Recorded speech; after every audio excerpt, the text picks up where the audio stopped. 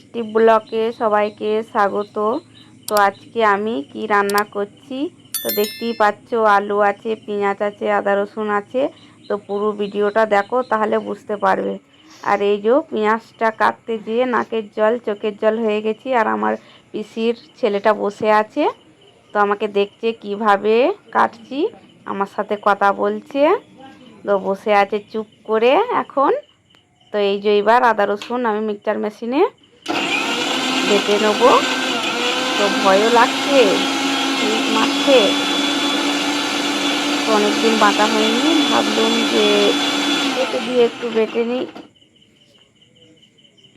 তো হয়ে গেছে, বন্ধ করে দিলুম। তো কেমন হয়েছে একবার দেখে নিই, দরকার হয় আর একবার দেবো। তো সেরকম হয়নি। তো এই যে আলু সেদ্ধ করতে দিয়েছি। আলু সেদ্ধটা হয়ে গেলে এবার আলুটাকে ভাজবো। তেল, সাদা তেল দিয়েছি গরম করতে। আলুটা ভেজে নেব, একটু দেবো নুন হালকা, আর হালকা হলুদ দিয়ে ভেজে নেব আলুটাকে একটু লাল লাল করে।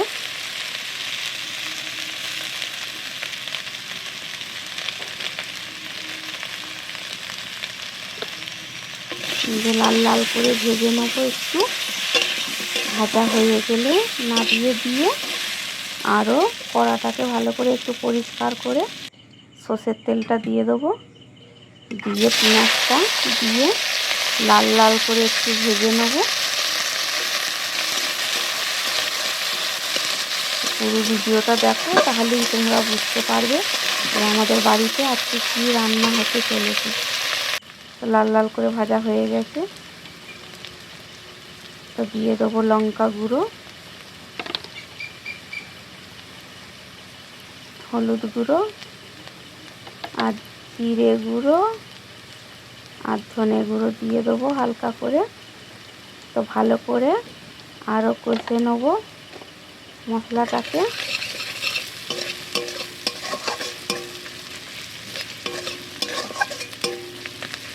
মশলাটা ভালো করে একটু ভেজে নেব, কষে নেবো আর কি, যতক্ষণ না তেল ছাড়ছে পেঁয়াজ থেকে। তো দিয়ে দেবো আদা রসুন বাটাটাকে, আরও ভালো করে কষে নেব।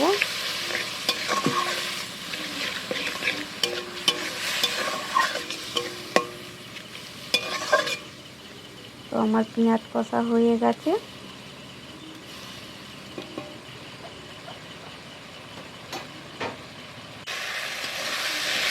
আমার পেঁয়াজ কষা হয়ে গেছে ভালো করে, যেন পেঁয়াজ থেকে যাতে তেল ছাড়ে সেরকম মানে কষতে হবে পেঁয়াজটাকে একটু ভালো করে লাল লাল করে। দিয়ে দেবো এবার মাংস। কালকের মাংসটা যেহেতু ভাজা ছিল, সকালে আরও ভেজেছি, তাই দিয়ে দিলাম একবারে মশলাতে। তো ভালো করে মাংসটাকে ভালো করে ভাজা করে নেব।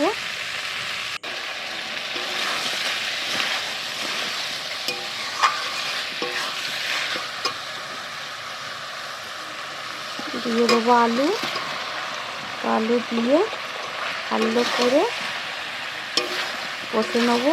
যেহেতু এখন একটু নুন দেবো না, আলু ভাজাতেও নুন দেওয়া হয়েছে, হলুদ দেওয়া হয়েছে, আর মাংসতেও নুন হলুদ দেওয়া হয়েছে, তাই এখন দেবো না। এবার এই মশলাটা একটু কষে নিয়ে নুনটা দেবো।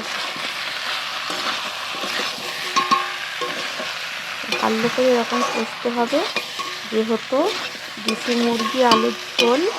তো ভালো করে একটু ভালো করে মানে কষে নিতে হবে।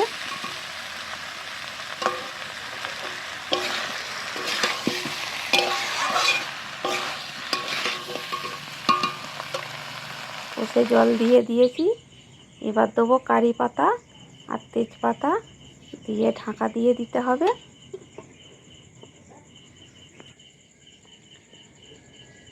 তো এই দেখো কত সুন্দর লাগছে। দিয়ে দেবো গরম মশলা গুঁড়ো।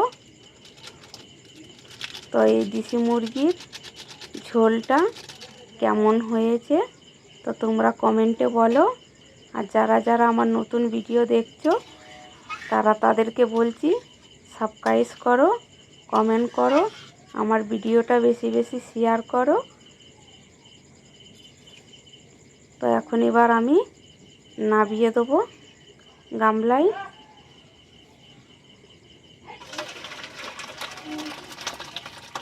খুব সুন্দর সেন্ট ছেড়েছে। তো এই ভিডিওটা কেমন হয়েছে বলো।